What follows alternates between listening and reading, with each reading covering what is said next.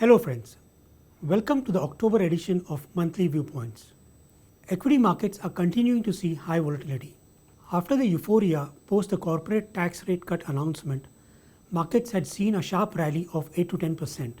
However, in the past few days, we have seen markets giving back almost half those gains as the risk perception has increased on the back of issues in the NBFC and banking sector and corporates with high leverage.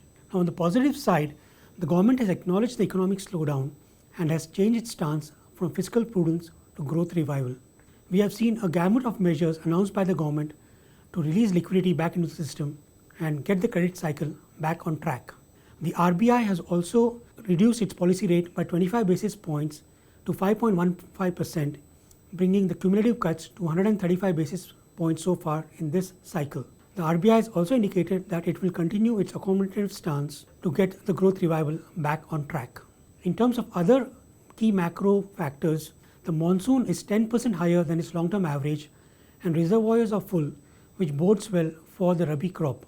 After a brief spike, crude oil prices have also declined to levels of $58 per barrel, which is beneficial for India to maintain its current account deficit. The US and China have also resumed talks on the trade war front, and currencies including the rupee are stable. Globally, central banks are maintaining the dovish stance and cutting rates, and liquidity remains easy. Given this backdrop, after seeing FPI outflows in July and August, India has seen inflows of almost $1 billion in September.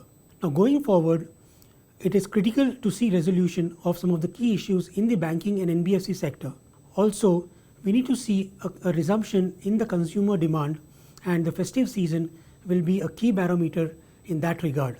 We also need to see increased rate transmission on the back of the rate cuts by the RBI, as well as some concrete progress on the privatization of PSUs.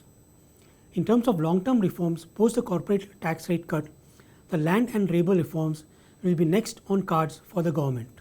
Coming to our view on the market, both GDP growth and earnings growth have likely bottomed out, and we should see an uptick from here. The Nifty FY20 earnings growth has already been upgraded by 6 to 7% to around 22% year over year. Sectors such as corporate banks, low-ticket consumer durables, staples, pharma, and cement should drive the earnings growth. Over the past 1 year, the Nifty is up around 6%, while the mid-cap and small-cap indices are still down about 7 to 10%. Valuations are currently reasonable for equity markets.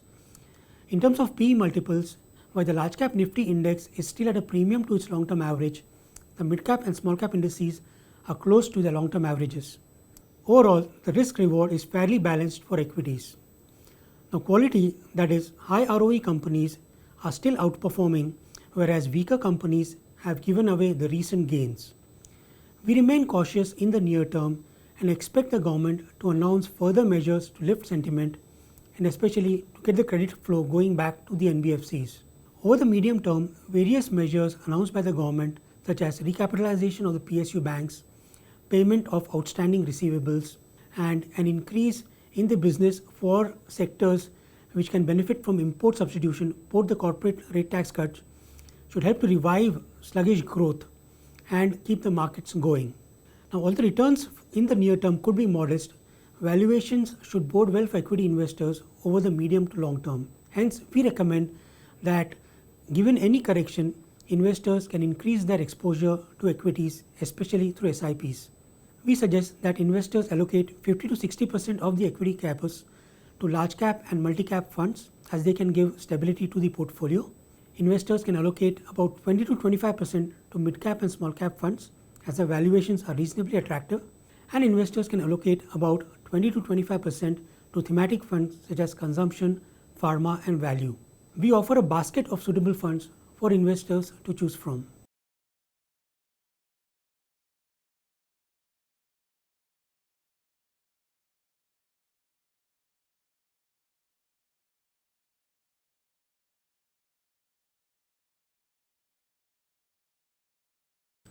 Thank you and happy investing. Wish you all a very happy and prosperous Diwali.